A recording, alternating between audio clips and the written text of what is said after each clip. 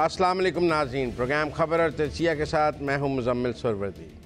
शाहिद खाकान अब्बासी, मिफ्ता इस्माइल और मुस्तफ़ा नवाज़ खोखर ने बिलाखिर री इमेजिनिंग पाकिस्तान को एक नई सियासी जमात में तब्दील करने का ऐलान किया है।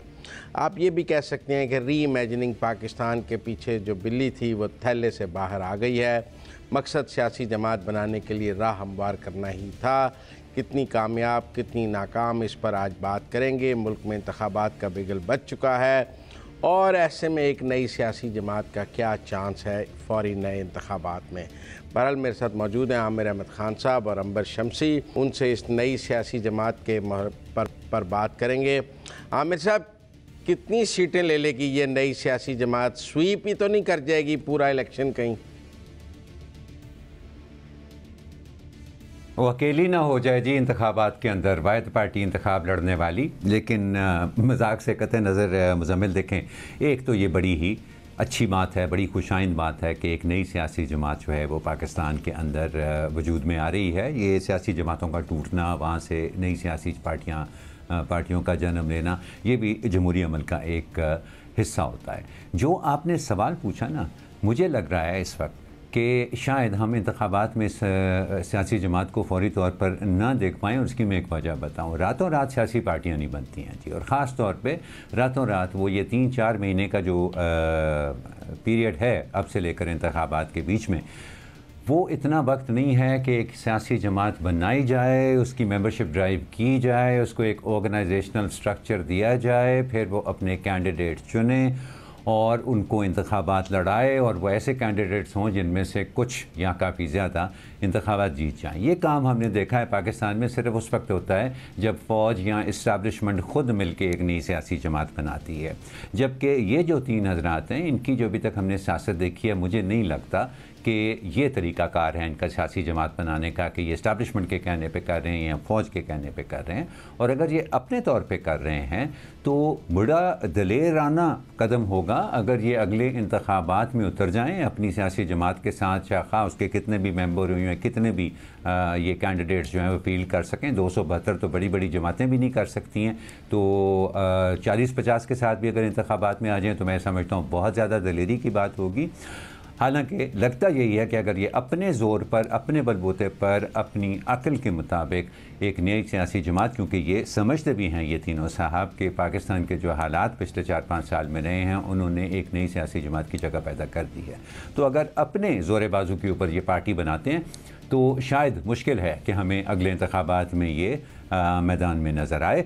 अलबत्ता ये वक्त के साथ साथ ज़रूर ज़ोर पकड़ेगी। दोनों बड़े तजर्बाकार सियासतदान हैं हमारे, और वो इतने अरसे से हुकूमत में और हुकूमत के साथ, हुकूमत में आके जो होता है, इक़्तिदार में आके जो सियासी पार्टियों के साथ, वो इनको बड़ी अच्छी तरह से इल्म है। तो मुझे लगता है कि कोई ना कोई बेहतरी निकलेगी इसके अंदर से। ये तो मैं जवाब नहीं दे सकता आपको कि कितनी सीटें जीतेगी और कितनी नहीं, लेकिन मुझे लगता है कि इस सारी चीज़ से कुछ ना कुछ बेहतरी की उम्मीद ज़रूर की जा सकती है। अंबर, आमिर साहब को शाहिद खाकान अब्बासी, मिफ्ता इस्माइल और मुस्तफ़ा नवाज़ खोखर से पाकिस्तान की बेहतरी की उम्मीद है। आप अक्सर उनसे मुत्तफ़िक होती हैं, आज भी मुत्तफ़िक हैं?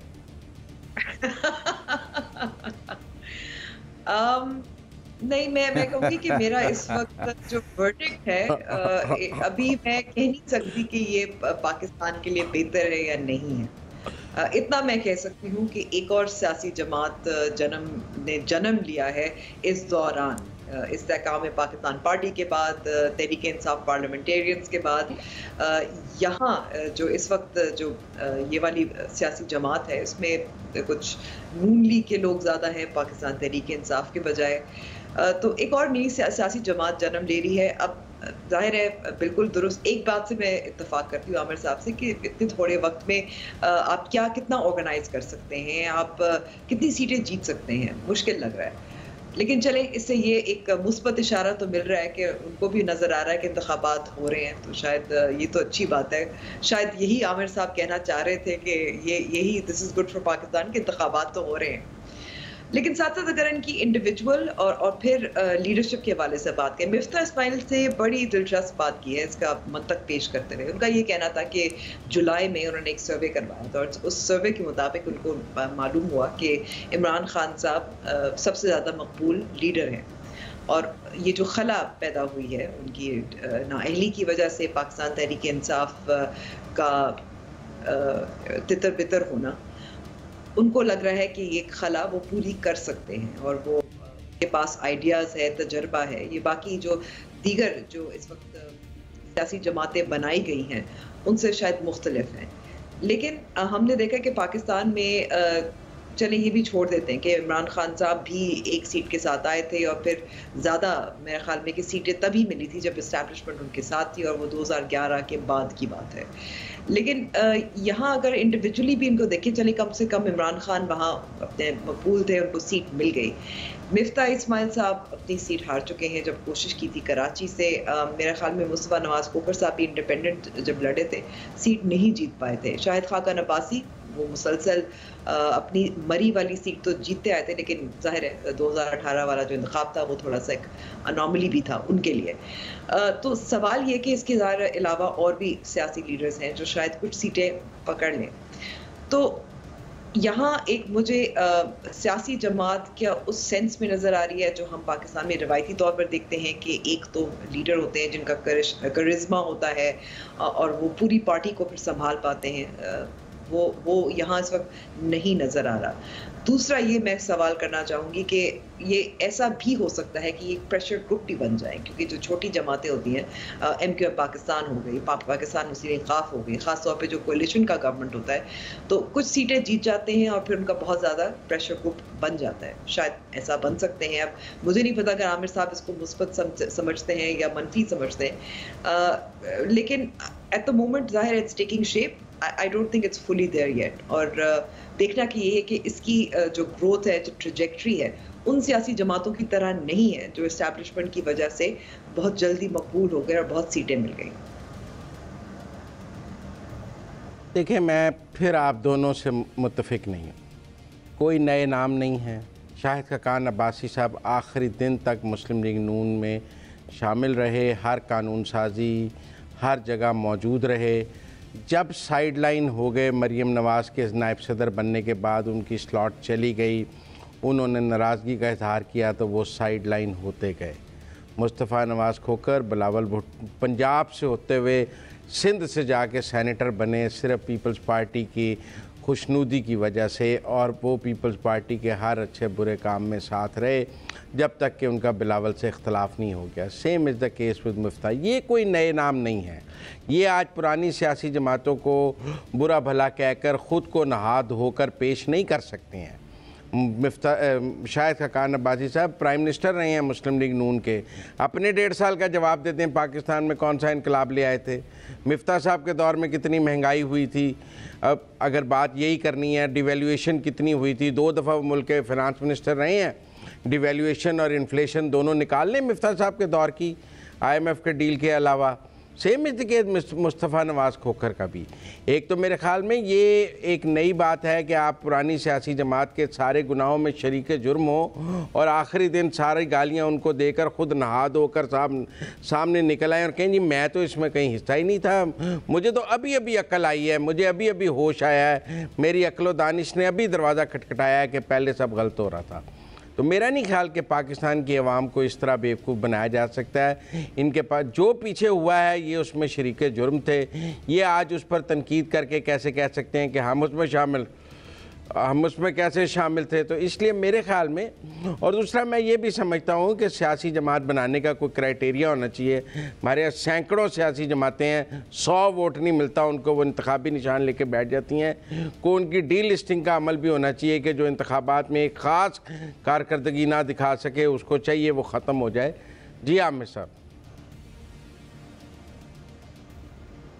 जी मुज़म्मिल, देखें इस दलील से तो मुझे बिल्कुल इत्तेफाक नहीं है कि जी इनका माजी क्या है और उस माजी की वजह से अब अपने आप को ये नाद होकर नहीं पेश कर सकते, क्योंकि अगर ये दलील इस इंतखाबी सियासत के अंदर चलती होती या वैसे भी जनरली सियासत में चलती होती तो मेरा ख़्याल है कि एक इलेक्शन के अलावा कोई सियासी जमात पाकिस्तान की और उसका कोई रहनुमा, उसका कोई कैंडिडेट बशमूल आसिफ जरदारी के, बिलावल भुट्टो के, नवाज शरीफ के, शहबाज शरीफ के, इमरान खान के, कोई ऐसा शख्स नहीं है कि जो दोबारा इंतखाबात जो है वो लड़ सकता अगर पुराने जो उनके गुनाह हैं या पुरानी उनकी जो गलतियां हैं उनका तौक उनके गले में हर वक्त लटकते रहना है। मैं समझता हूँ किसी वक्त भी बंदा कुछ सीख सकता है। जी मैं इस उम्र के अंदर भी बड़ी बड़ी नई चीज़ें सीख रहा हूँ, हफ्ते के 3 दिन तो आपसे मुझे बहुत कुछ सीखने को मिलता है। सो ये कहना कि ये क्योंकि पहले हुकूमतों में रह चुके हैं और बड़े बड़े ओहदों पर रह चुके हैं, उन्होंने कुछ नहीं किया, वो एक ख़ास किस्म के सियासी सेटअप का हिस्सा थे, उनके महदूद इख्तियारात थे उसके अंदर, और जो कुछ उन्होंने वहाँ से सीखा, जो उनका तजुर्बा है,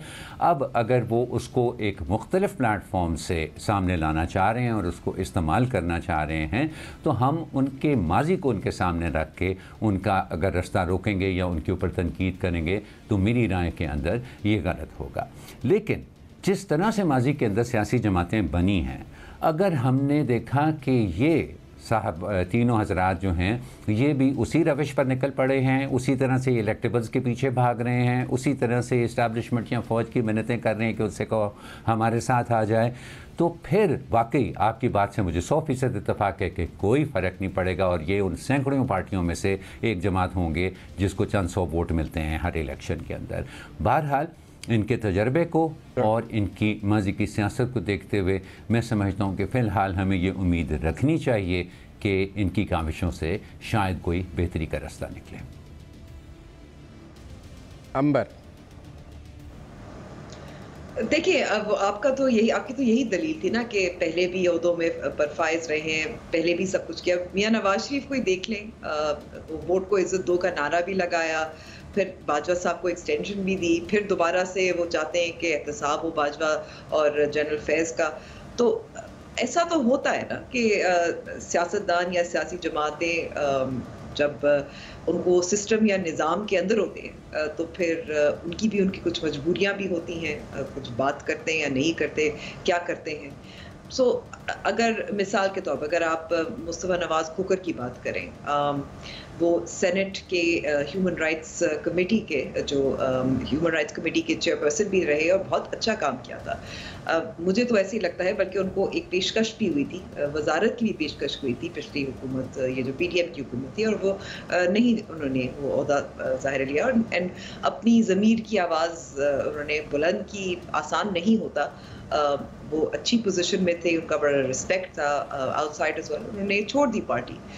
जाहिर है मिफ्ता इस्माइल साहब, आपने डिवैल्यूएशन की बात की, लेकिन आप दूसरी तरफ अगर आप इकोनॉमिस्ट से बात करें, वो तो यही कहते हैं कि उस वक्त ज़रूरत भी थी डिवैल्यूएशन की, क्योंकि आर्टिफिशियली रुपए की कदर को उसको सपोर्ट किया गया था, तो वो मजबूरी थी। लेकिन चले वो तो टेक्निकल चीज़ें हैं, उसका मुझे लगता तो यही है ना कि मिफ्ता इस्माइल का कोई और विजन था जो वो नहीं कर पा रहे थे, क्योंकि अगर आप पाकिस्तान मुस्लिम लीग नवाज के बारे में सोचते हैं कि कौन फाइनेंस मिनिस्टर बनेगा, तो बहनोई बनेगा, डार साहब भी बनेंगे और तो कोई नहीं आएगा।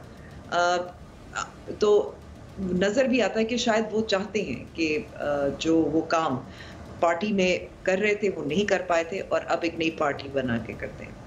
तीसरा शाहिद खाकान अब्बासी की बात करें, बनाया नहीं मैं आखिरी बात उनको वजीर आज़म बनाया और उन्होंने पार्टी नहीं छोड़ी, लेकिन इख्तलाफ पर हो जाता है इख्तलाफ।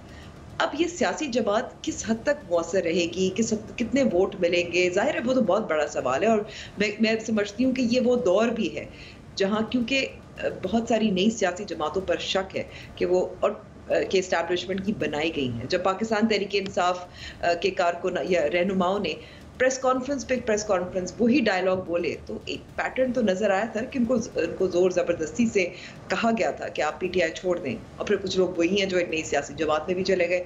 तो मेरे ख्याल में कि they have a lot to prove, लेकिन ये हर्ज नहीं है कि वो नई सियासी जमात बना रहे। They still have a lot to prove and I have my doubts.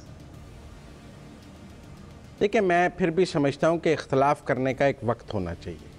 आप सारा मज़ा लेके सारा इंजॉय करने के बाद एंड पर कहें कि मुझे तो बड़ा इख्तलाफ था, तो मैं उस इख्तलाफ को नहायत ही बेमायनी और बेवज़न समझता हूँ और मुफाद परस्ती समझता हूँ कि आप 4 साल वज़ीर आज़म रहें और रहने के बाद आप कह दें, बात पूरी, मैंने आपको नहीं टोका, आप मुझे ना टोकें। 4 साल वज़ीर आज़म रहने के बाद आप आराम से कह दें कि मैं बेख्तियार था। भाई जिस वक्त बेख्तियार थे छोड़ देते। शायद खान अब्बासी साहब भी एंड तक, मेरा मतलब है, आप किश्ती में सवार रहे हैं जब हुकूमत ख़त्म हो गई। अब आखिरी दिन आर्मी एक्ट को वोट डाल के भी निकल रहे हैं और साइफर एक्ट को वोट डाल के भी निकल रहे हैं और आखिरी दिन अब आप कह रहे हैं जी बड़ा गलत हो रहा था, मुझे तो कोई इख्तियार नहीं था। भाई आप ना वोट डालते, आप उस दिन कहते ये कानूनसाजी गलत है।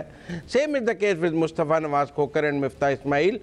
पार्टीज ने किक आउट कर दिया, आपकी वहाँ वैल्यू नहीं रही, आपकी इनिंग ख़त्म हो गई, आप सियासी तौर पर बेघर हो गए, लावारिस हो गए। आप उसके बाद अब आपके पास कोई चारा नहीं है कि आप एक नई अपने लिए नया प्लेटफॉर्म क्रिएट कर लें। इसमें विजन और फिलॉसफी या नए स्कूल ऑफ थॉट की तो बात नहीं है, सियासी बेरोजगारी की बात है। ठीक है, आपका कहना है कि सियासी बेरोजगारी की बात, सियासी बेरोजगारी से भी विजन आ जाती है जब भूखा होता है इंसान। नहीं देखिए, शाहिद खान अब्बासी साहब ने जो बहुत मुश्किल वक्त में पाकिस्तान मुस्लिम लीग नवाज का साथ भी दिया, छोड़ा नहीं।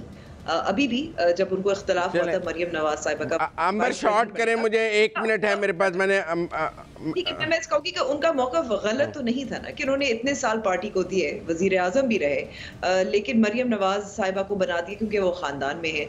तो ये तो तनकीद हम सभी करते हैं सियासी जमातों पर, ख़ास तौर पे पाकिस्तान पीपल्स पार्टी और पाकिस्तान मुस्लिम लीग नवाज पर, कि आपकी जो सेकेंड ईयर लीडरशिप है उसमें आपको ज्यादा से ज्यादा नीचे से अपने जो लोग आपने लॉयल्टी दिखाई है, काम किया है, ठीक है। मुझे आमिर साहब को भी लेना है।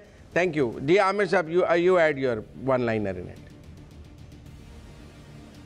वैसे हाँ, आई विल जस्ट कंक्लूड जी। मैं समझता हूँ कि एक हमारा भी मसला है, मुज़म्मिल साहब, मेरा, आपका, अंबर, हमारे तमाम साथियों का। हम पाकिस्तान की पिछली 35-40 साल से जो सियासत देख रहे हैं, हम उससे इस कदर बददिल हो चुके हुए हैं कि बात हम जमहूरियत की करते हैं, बात हम इंतखाबात की करते हैं, हम कहते हैं जी मुंतखब हुकूमत होनी चाहिए, लेकिन अंदर ही अंदर हम सियासत से इतने बदल हो जाते हैं कि अगर कोई नया इनिशिएटिव लेना भी चाहता है ना, हम उसे बहुत ही गहरी शक की नज़र से देखते हैं। और ना सिर्फ उसको शक की नज़र से देखते हैं बल्कि उसके ऊपर अपना ये तज्जिया भी जारी कर देते हैं कि नहीं जी नहीं, ये तो कोई बात नहीं हुई और ये तो वो नई बोतल, ये old wine in new bottles वाला मामला है। आई थिंक थोड़ा सा अपने सिनिसिज्म के ऊपर भी काबू पाना चाहिए।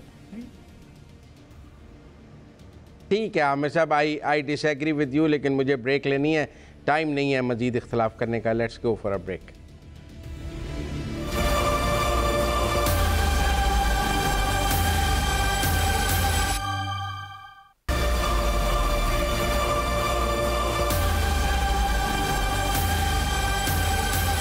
प्रोग्राम खबर और तजिया में एक बार फिर खुशामदीद नाजरीन। कल रात देर गए एक ख़बर चलाई गई, और चलाई गई मैं इसलिए कह रहा हूँ कि वो ज़राए से आई। अब ये कौन से ज़राए थे? गालिबन वज़ारत दाखिला के ज़राए थे, जिनमें कहा गया कि पाकिस्तान की निगरान हुकूमत ने फ़ैसला किया है कि पाकिस्तान में गैर कानूनी तौर पर मुकीम 11 लाख अफ़गानियों को बेदखल किया जाएगा। और इस फ़ैसले की जो वजह बनी, अब मैं वो ज़राए की ज़बान इस्तेमाल कर रहा हूँ जो कि हमारे अखबारात में और दूसरी न्यूज़ आउटलेट्स के अंदर रिपोर्ट हुई। इसकी वजह ये बनी कि इन अफ़गानियों को, गैर कानूनी तौर पर मुकीम अफ़गानियों को दहशतगर्दी, डॉलर, चीनी और खाद की स्मगलिंग और दीगर जराइम के अंदर मुलव्वस पाया गया। फिर कुछ मरहलों की बात हुई कि पहले मरले में किन को वापस भेजा जाएगा, दूसरे मरले में किन को भेजा जाएगा और आखिरी मरले में किन को वापस भेजा जाएगा। सारी जगह पर ये ख़बर रिपोर्ट हुई, लेकिन मैं मुज़म्मिल साहब से इस ख़बर की सेहत के बारे में पूछना चाहूँगा, क्योंकि बाकायदा तौर पर अभी निगरान वज़ीर दाखिला का इसके ऊपर कोई बयान नहीं आया। और 1-2 न्यूज़ आउटलेट्स ने यह भी कहा कि जब उनसे हमने पूछा तो आगे से खामोशी थी और उन्हें कोई हमें तबसरा नहीं मिला। तो मुज़म्मिल साहब, क्या समझा जाए इस खबर को? कितना सच, कितनी हकीकत, और मकसद क्या है इस तरह की खबर चलाने का? देखें, अगर कोई भी गैर कानूनी तौर पर पाकिस्तान में मुकीम है तो उसे उसके मुल्क में डिपोर्ट किया जाना चाहिए। ये इंटरनेशनल लॉ है, लॉ ऑफ द लैंड है। अगर कोई बंदा आपके यहाँ मुकीम है और उसके पास यहाँ का वैलिड वीज़ा नहीं है, कोई वैलिड ट्रैवल डॉक्यूमेंट नहीं है, तो आपको उसकी पेरेंट कंट्री में उसको डिपोर्ट करना है। पाकिस्तानीज़ डिपोर्ट होते हैं, पूरी दुनिया में डिपोर्ट करने का एक इंटरनेशनल लॉ कानून मौजूद है और सब ममालिक, दुनिया का हर मुल्क उसको अपने लिए इस्तेमाल करता है। लिहाजा मैं समझता हूँ कि इस खबर की सेहत का क्या सवाल, ये तो हर हुकूमत का कानूनी फ़र्ज़ है कि इस मुल्क में जो भी गैर कानूनी तौर पर मुकीम है उसको उसकी पेरेंट कंट्री में डिपोर्ट किया जाए, एक या उसको लीगल किया जाए। देखें, ममालिक ने इमिग्रेशंस खोली हैं, लोगों को लीगल किया है या डिपोर्ट किया है, तीसरा तो कोई रास्ता है नहीं। अब आप 11 लाख गैर कानूनी मुकीम की बात करते हैं, मैं कहता हूँ जो 40 लाख अफ़गानी बतौर महाजर यहाँ रह रहे हैं, आप यहाँ उन्हें यहाँ पाकिस्तान की शहरियत दे दें, यहाँ वापस भेज दें, ये क्या स्टेटस है? आपने उन्हें बतौर रेफ्यूजी रखा हुआ है, वो हमारे यहाँ प्रॉपर्टीज़ भी ख़रीद रहे हैं, सब ख़रीद रहे हैं। यहाँ तो एक दफ़ा मेरा मतलब है इनकी लीगलाइजेशन कर ली जाए, यहाँ डिपोर्टेशन कर ली जाए। ये जो हमने लिम्बो में रखा हुआ है, इसके नतीजे में पाकिस्तान की इकॉनमी को नुकसान है, लॉ एंड ऑर्डर को नुकसान है, पाकिस्तान की कानूनी हैसियत को नुकसान है। ये फेक डॉक्यूमेंट्स बनाते हैं क्योंकि इनके पास कोई डॉक्यूमेंट है नहीं, ये यहाँ पासपोर्ट बनाने की कोशिश करते हैं, आईडी बनाने की कोशिश करते हैं, फेक डॉक्यूमेंट्स पे प्रॉपर्टीज़ ख़रीदते हैं। तो मैं समझता हूँ कि इसकी सेहत पे सवाल नहीं होना चाहिए, सवाल ये होना चाहिए कि ये काम होता क्यों नहीं है। कि हम क्या 11 लाख लोगों को डिपोर्ट कर सकते हैं? बहुत मुश्किल काम है, हुकूमत चाहे भी तो नहीं कर सकती, कानूनी तौर पर हुकूमत का फ़र्ज़ है। 11 लाख लोगों को डिपोर्ट करना एक बहुत मुश्किल काम है। आप कैसे डिपोर्ट करेंगे? इनके लिए जहाज़ नहीं चलाए, इनको धेकेल के दूसरी तरफ बॉर्डर के नहीं फेंका जा सकता। तो एक मुश्किल काम है इनको वापस भेजना, इनकी लीगलाइजेशन भी एक मुश्किल काम है। तो पाकिस्तान एक मंझधार में फंसा हुआ है, लेकिन मेरे ख्याल में कोई कानूनी रास्ता ऐसा निकालना चाहिए, क्योंकि जो बगैर डॉक्यूमेंट के आदमी है वो क्राइम के लिए बेहतरीन आदमी है, क्योंकि उसका पाकिस्तान में कोई डाटा मौजूद नहीं है, आईडी नहीं है, कुछ नहीं है। तो इनको किसी ना किसी तरह हमें अपने डाटाबेस में तो लाना है। वो क्या क्रिएट करेंगे वो एक अलग बात है। ठीक ठीक ठीक मुज़म्मिल। अंबर, ये मुज़म्मिल साहब की जो दलील थी कि जी हर मुल्क का फ़र्ज़ होता है, हर हुकूमत का फ़र्ज़ होता है कि गैर कानूनी तौर पर मुकीम वहाँ पर लोगों को वापस निकाला जाए। मेरी अपनी राय है उसके बारे में, मैं उनके साथ इस पर इतफ़ाक़ नहीं करता, लेकिन आपसे जो मैं सवाल करना चाहूँगा कि ये जो ज़बान ज़राए ने इस्तेमाल की है कि ये लोग जो हैं ये पाकिस्तान में दहशतगर्दी, चीनी, डॉलर और खाद की स्मगलिंग और दीगर जराइम में मुलव्वस हैं, क्या मुनासिब है एक मुल्क की महाजर पॉपुलेशन के बारे में as one unit, as one entity इस तरह की ज़बान इस्तेमाल की जाए? आमिर साहब, मुझे लगता है कि प्रोग्राम का नाम रखना चाहिए मुज़म्मिल से इख्तलाफ, लेकिन चले मैं इस पे बात कर देती हूँ। आपने जैसे कहा अच्छा नाम है वैसे।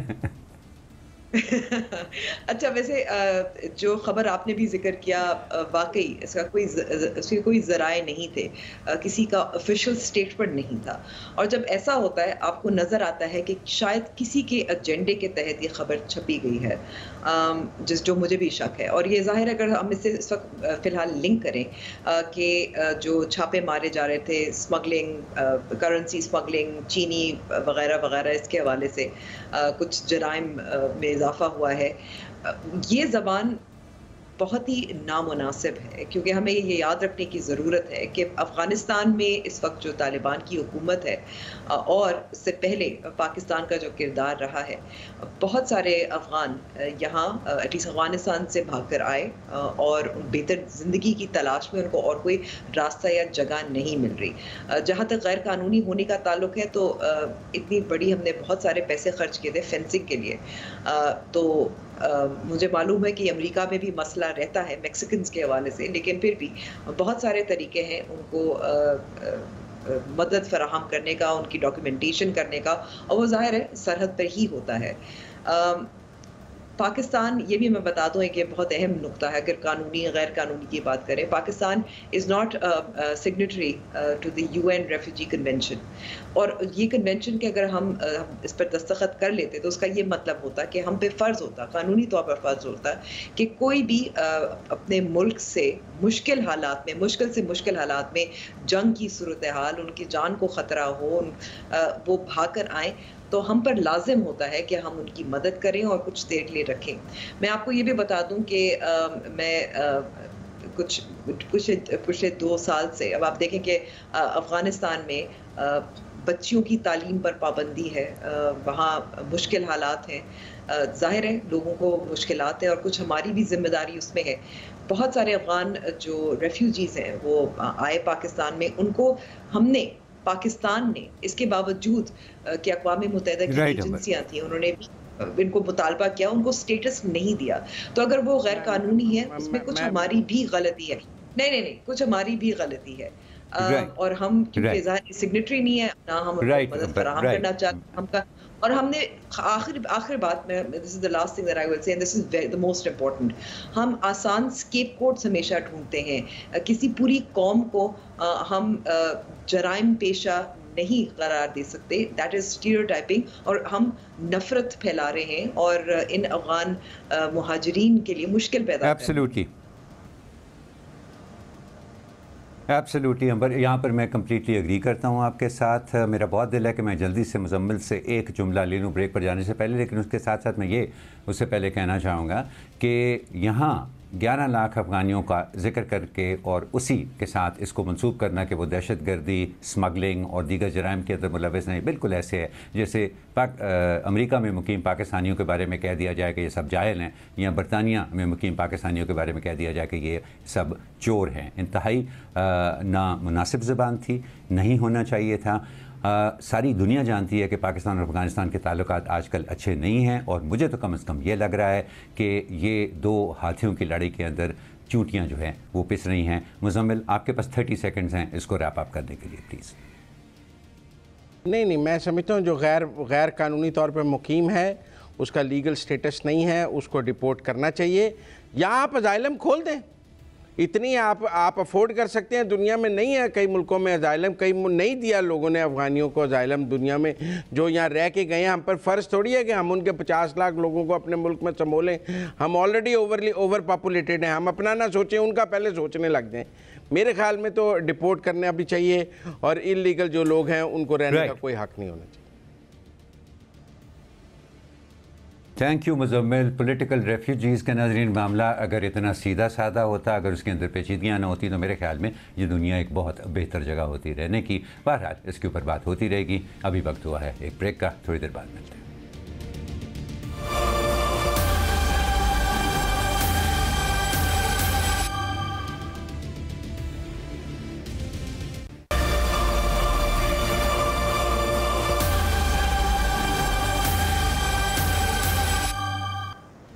प्रोग्राम में एक बार फिर खुशामदीद। सऊदी अरब और इसराइल के ताल्लुकात गुज़िश्ता कुछ साल से बेहतर होते जा रहे हैं, और इन ताल्लुकात की बेहतरी के लिए 2 अहम दौरे भी हुए हैं।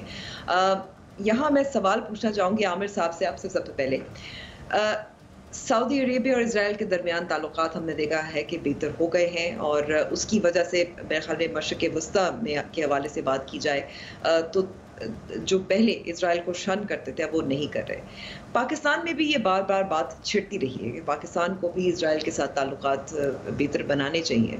क्या समझते हैं, क्या सऊदी अरेबिया का ये जो ये कदम है, ये पाकिस्तान में इसी तरह मुमकिन है कि हम भी इसराइल के साथ ताल्लुकात बेहतर बना सकते हैं या नहीं? सिर्फ सऊदी अरब के इस कदम की वजह से तो नहीं अंबर, उसके लिए किसी को हिम्मत करनी पड़ेगी। देखिए, हमारा एक बहुत बड़ा मसला ये है कि हम हर चीज़ को स्याह और सफ़ेद के अंदर देखना चाहते हैं। ठीक है ना, हम चीन की बात करते हैं ना, तो हम कहते हैं वो जी हमारी दोस्ती चीन के साथ जो है वो हिमालय से भी ऊंची है और समुद्र से भी गहरी है। अरे भाई, वो एक दूसरा मुल्क है, वो अपने मफाद के तहत आपके साथ काम कर रहा है। वो अगर आपको लग रहा है कि वो आपका दोस्त बना हुआ है, तो उसमें उसका अपना मफाद है जिसने उसको आपके साथ दोस्ती पर मजबूर किया हुआ है। अमरीकियों के बारे में मुझे एक दफ़ा एक डिप्लोमेट ने बताया था कि अमरीकी अक्सर पाकिस्तानी ऑफिशियल से जब वो मिलते हैं तो इसलिए थोड़े से कंफ्यूज हो जाते हैं कि पाकिस्तानी ऑफिशियल्स उनके साथ दोस्ताना अंदाज के अंदर बात करने की कोशिश करते हैं, जबकि अमरीकन जो है वो एक ट्रांजैक्शनल तरीका होता है उनका बात करने का, कि दो मुल्कों के बीच में ताल्लुकात की बात हो रही है तो आप बताएं कि क्या हमें ये सही लग रहा है, ये सही नहीं लग रहा। तो बिल्कुल जिस तरह से एक कारोबारी एक्सचेंज होता है उस तरह से होता है। हम उसको बिल्कुल ही पर्सनली दोस्ती और दुश्मनी की तरह ले लेते हैं, और यही हमने पिछले 70 साल में इसराइल के बारे में भी देखा है। उनकी पॉलिसियों से पाकिस्तान का एक बिल्कुल असूलों पर मबनी पाकिस्तान का एक स्टांस रहा है। उनके अंदर पाकिस्तान ने जो मुखालफत की है इसराइली पॉलिसियों की खत्ते के अंदर, वो बिल्कुल 100% जायज़ रही है। लेकिन इस मुखालफत के अंदर उन्होंने जो तस्वीर कशी की है इसराइल की, वो कोई ऐसी कर दी है कि हम समझते हैं कि नहीं जी दुनिया इधर से उधर हो जाए, हम जो है ना यहाँ इजराइल की बात नहीं कर सकते, या उनके साथ जो है वो किसी किस्म के रियासती ताल्लुकात की बात नहीं कर सकते। हमारे पासपोर्ट पे अभी तक वहाँ पर ट्रैवल करना जो है वो भी मना है। सो इस चीज़ को बदलने के लिए ये जो 70 साल में हमने माइंडसेट क्रिएट किया ना, ठीक है, सऊदी अरब का ये कदम जो है हमें मदद बहुत करेगा अगर हम इस माइंडसेट को बदलना चाहते हैं, लेकिन इसको बदलने के लिए किसी पाकिस्तानी रहनुमा को हिम्मत करनी पड़ेगी, जुर्रत का मुजाहरा करना पड़ा होगा, और जो अभी तक हमने देखा है जो सबसे मुश्किल काम है, थोड़ी सी कॉमन सेंस दिखानी होगी। मुजम्मिल, आप समझते हैं कि कोई ऐसा पाकिस्तानी रहनुमा है जो कह सकता है कुछ साल बाद कि हमें इजराइल के साथ ताल्लुकात बढ़ाने चाहिए? तारीखी तौर पर तो पाकिस्तान और पाकिस्तानी कौम जो है इसकी बहुत मुखालिफत करती रही है। अभी भी हमने कुछ साल पहले देखा कि कुछ पाकिस्तानी थे जो वहाँ गए थे, उनको भी मुश्किलात का सामना करना पड़ा। जब भी ये डिबेट आती है तो मोहम्मद अली जिन्ना कायद-ए-आज़म का हवाला भी दिया जाता है एक फ़लस्तीनी कॉज के हवाले से। तो हो सकता है मुमकिन सऊदी अरेबिया तो कर रहा है। मेरे ख्याल में सिर्फ पाकिस्तान की इस्टेब्लिशमेंट ये काम कर सकती है, कोई और करेगा तो उसकी टांगें खींची जाएगी। जैसे भारत से दोस्ती है, वो इस्टेब्लिशमेंट कर ले तो ठीक है, वो आगरा चले जाएं तो ठीक है, कोई और जाए तो वो गलत है। इसी तरह इजराइल से बात अगर मुशर्रफ के दौर में पाकिस्तान का फ़ॉरेन मिनिस्टर इजराइल के फ़ॉरेन मिनिस्टर को अंकारा में मिल ले तो वो ठीक है, किसी और पॉलिटिकल दौर में हो तो फिर यहूदी एजेंट है। ये जो हमारी इस्टेब्लिशमेंट वर्सेस पॉलिटिशियन पॉलिटिक्स है, वो हमारे बहुत सारे जो स्ट्रेटिजिक इश्यूज़ हैं उनके रिजॉल्व में बहुत बड़ा प्रॉब्लम है। इसराइल भी उनमें से एक प्रॉब्लम है। मैं समझता हूँ कि मुशर्रफ साहब के दौर में जब फ़ॉरेन मिनिस्टर की सतह पर मुलाकात हुई थी, उस वक़्त ही ये मामला, जब हमने फ़ॉरेन मिनिस्टर्स की सतह पर एक थर्ड सॉइल पर मुलाकात कर ली तो और क्या रिकग्निशन हो सकता था इससे बेहतर, और तब हो जाना चाहिए था। और अब जब सारे अरबों ने कर लिया है तो हम अगर आइसोलेट हो जाएंगे दुनिया में वर्सेस इसराइल तो हमारी क्या डिप्लोमेसी होगी कि पूरी इस्लामिक वर्ल्ड ने उसे एक्सेप्ट कर लिया होगा। एक मुल्क रह जाएगा दुनिया का जिसने मुसलमानों का जिसने नहीं किया होगा, बल्कि दुनिया का एक मुल्क दो रह जाएंगे।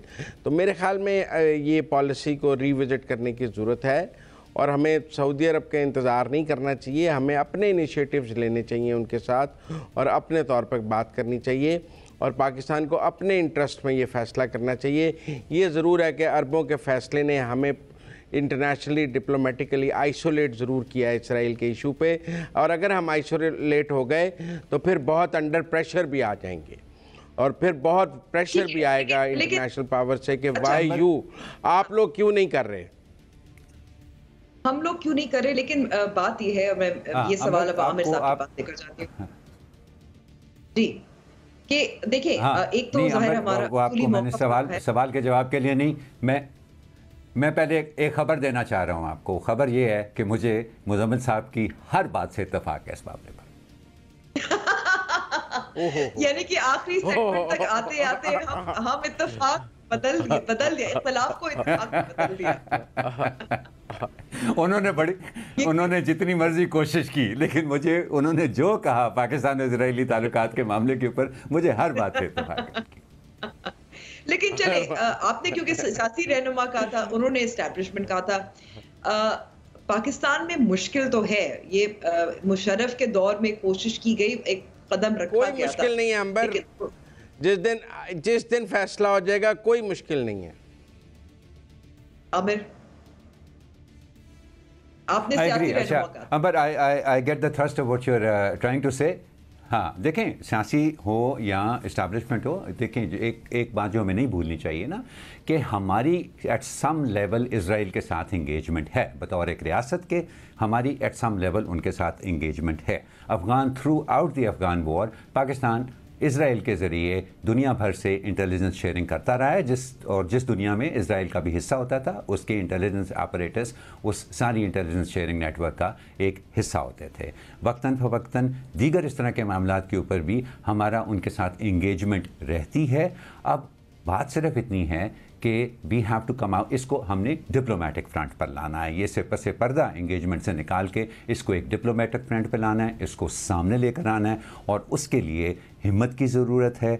उसके लिए जैसे मुजम्मिल साहब ने कहा कि इस्टेब्लिशमेंट की नॉड की ज़रूरत है, उनकी रजामंदी की ज़रूरत है। लेकिन हालात जिस तरह से बदल रहे हैं, मैं समझता हूँ कि बहुत से काम हम ऐसे करते हैं जो कि हम मजबूरी से करते हैं, हालांकि हमें ख़ुद अपनी मर्ज़ी से कर लेने चाहिए। शायद ये भी उनमें शामिल हो जाए, लेकिन वक्त आने के साथ साथ मुझे लगता है कि ये होगा ज़रूर,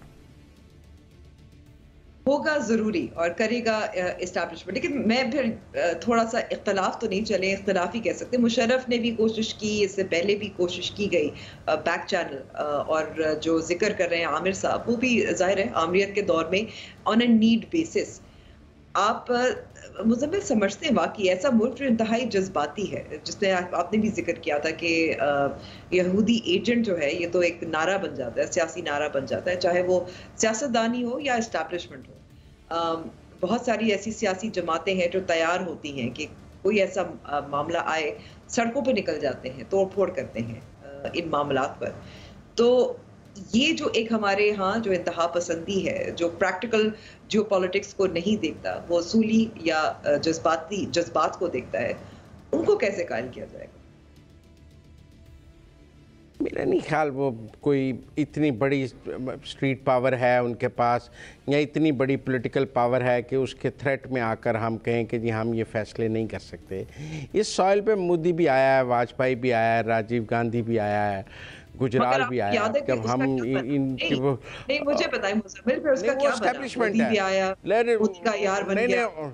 नहीं, इसलिए कि एस्टैब्लिशमेंट सेम पेज पे नहीं। अगर एस्टैब्लिशमेंट सेम पेज पे होती तो कोई मसला नहीं था। की बात करें, मुशर्रफ ने सिर्फ इजराइल के साथ कोशिश नहीं की थी, वो भारत के साथ बहुत आगे बढ़ गए थे एक मुआहदे की तरफ। वो बस नट्स एंड बोल्ट्स थी, बस उतना ही रहता था, नहीं कुछ हुआ। उनका और इमरान खान का एक ही प्रॉब्लम था कि वो बोलते बहुत थे। अगर वो आगरा में वो सुबह नाश्ता ना करते, पे वो सारी गुफ्तगू ना करते, तो शाम को एग्रीमेंट हो जाता। सबको पता है उन्हें वो डिप्लोमेटिकली वो नाश्ता उनकी सॉइल पे जाके वो सारी गुफ्तगू नहीं करनी चाहिए थी, और वो एक डिबैकल था जो हमारी इस्टेब्लिशमेंट को और जनरल्स को नहीं आता डिप्लोमेसी करनी, और वो ऐसे ब्लंडर्स करते हैं और पॉलिटिशियंस उनसे बेहतर करते हैं। इसीलिए कहते हैं diplomacy is an art for politician.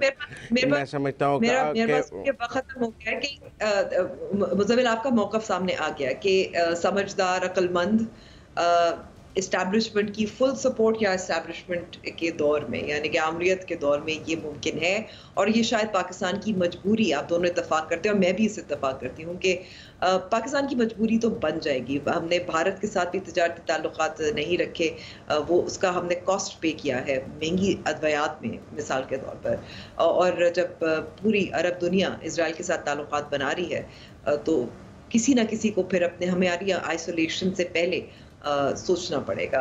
Programme का वक्त यहाँ ख़त्म हुआ है। खुदा हाफ़िज़।